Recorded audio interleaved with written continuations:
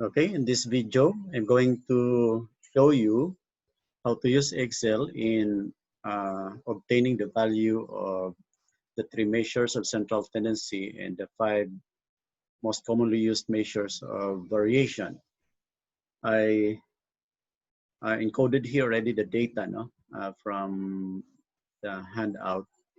The very first example in the handout. Okay, this is for the ages of 12 cancer patients. This is also called as data 1.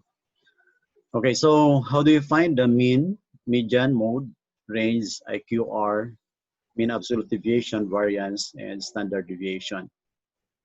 First, uh, I'm going to show you how to use the functions that are already embedded here in Excel on how to find these values.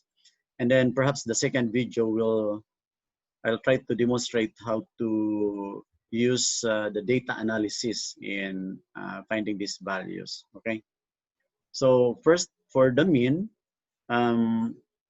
again, whenever you type a function, just indicate with the mathematical symbol equal sign or plus sign, then type the function that you want. Now for the mean, we use the function average, okay? Average. There are several choices here. Just choose the average, the simplest from among these suggested functions. And inside the parentheses, you indicate the location of the data. Okay. A2 to A13. Right. Then after that, enter. Then you have the value for the mean. Okay. Then for the median, equal sign. Then just type median. Okay. Then parentheses, then the location of the data, A2 to A13, and enter. Okay.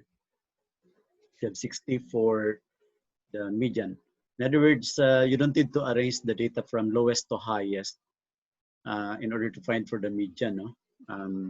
Just leave it as it is, and Excel already determined the median. For the mode, you type plus sign, then type mode. There are several options here. No?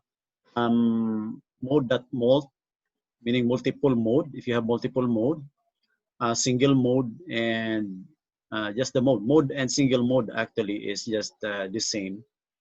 I would suggest you use multiple mode because we don't know whether there's only one mode or you have more than two modes. No?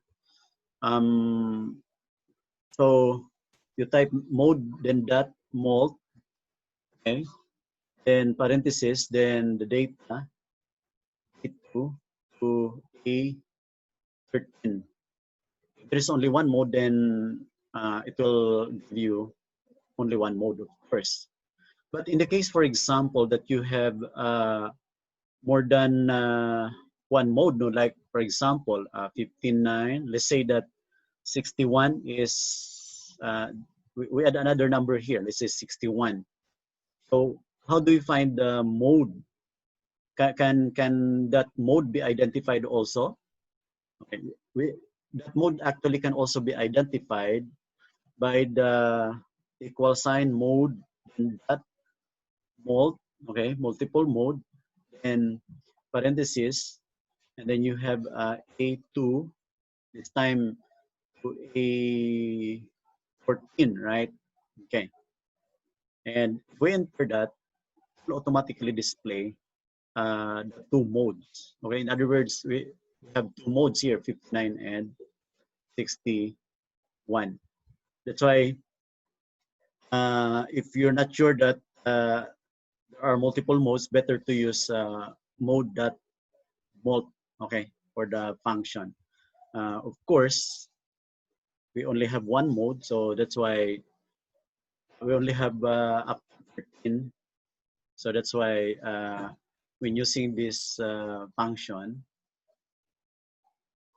only 59 will be displayed. No? Okay. Now, let's proceed to the common measures of variation.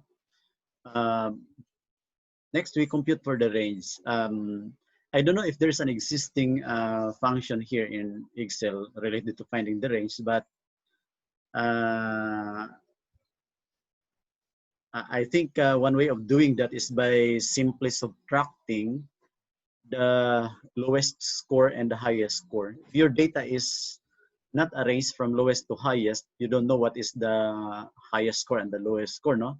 So to not spend so much time in arranging the scores from lowest to highest, you can just identify your maximum value, which you can do by using the maximum function, okay, max, parenthesis, A2 to A13, right? Close parenthesis, then subtract that, the minimum value, okay, A2 to A13. And then equal sign, then you have 70 for the range, okay, of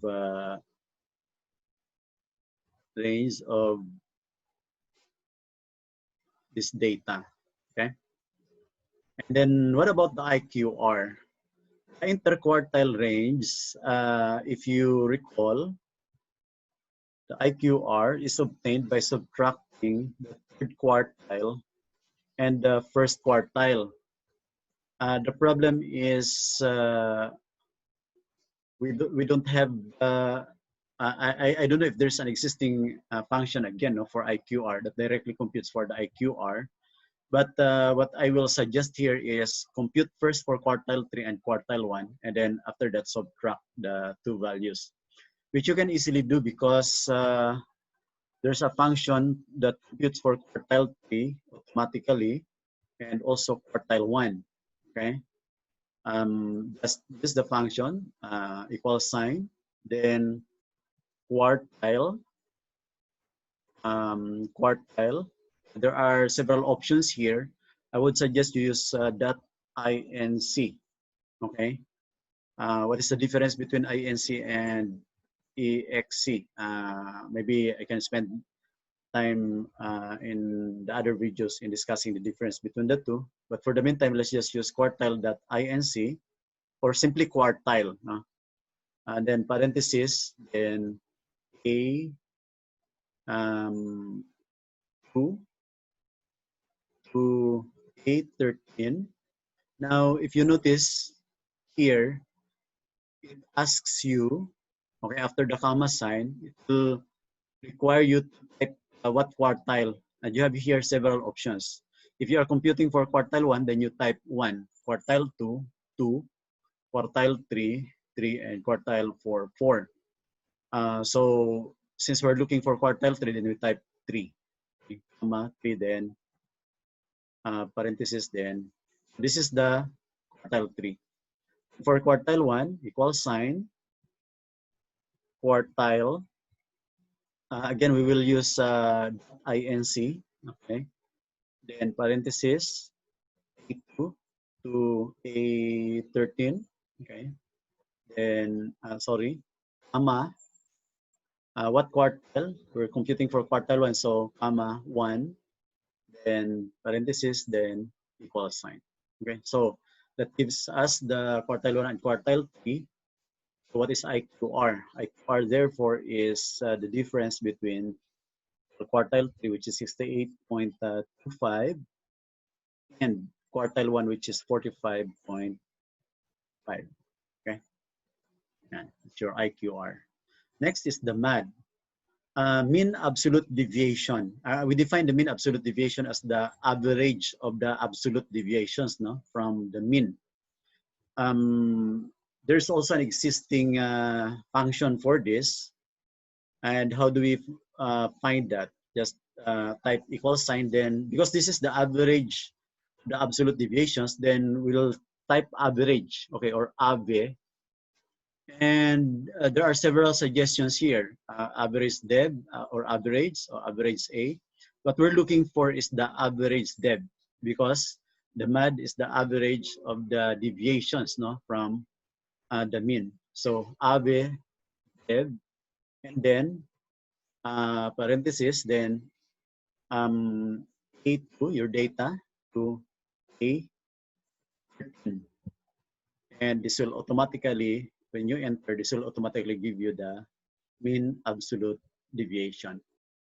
Next is the variance. Equal sign. Just type var. Okay. There are two options here, var P and var S. We're going to choose var S because var S is for the sample. We have a small data, so we assume this to be from the sample. That's why we use var S. In parenthesis, A2 to A13, in close parenthesis, then enter. And then you have the variance. Okay. And last is the standard deviation. For standard deviation, the function is, again, equal sign, stdev. Okay. Stdev. Then there are two options again, no? Stdev A, dot P, and dot S. Again, we're going to choose dot S because we're using a sample. And this is then A2 to A13. Okay. Then enter. And we're done. Just round this off. Okay, so that's how to compute for the mean median mode and the 5 most commonly used measures of variation.